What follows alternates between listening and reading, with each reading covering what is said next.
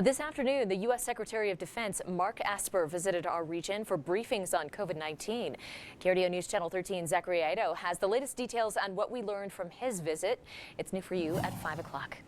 NORAD and US NORTHCOM have worked tirelessly to ensure the Department of Defense has the latest information to keep protecting the nation.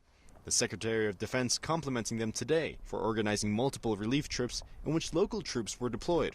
Medical personnel who are serving in, I think, 22 hospitals, 5 alternate care facilities on our hospital ships, and they've done a remarkable job from day one.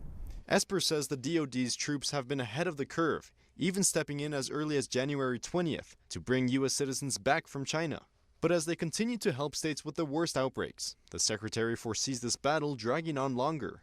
Well, we are preparing for a second wave and maybe more. We don't know what the trajectory of this virus will be, so we listen to the medical experts. My view has been that we will be at this for a number of months, at least until we get a vaccine. But the pandemic hasn't stopped the process to pick the new headquarters for U.S. Space Command.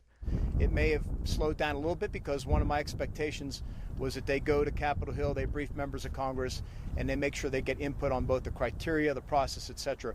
But I think they, for the most part, remain on timeline. Despite coordinating responses against coronavirus, the Secretary ratified today that U.S. NORTHCOM has also been busy doing its everyday function of protecting the nation's interests. So in the midst of dealing with coronavirus, General O'Shaughnessy and his team also had to make sure that we maintained our missile defense capabilities from foreign adversaries, that we intercepted Russian flights into our air defense identification zones.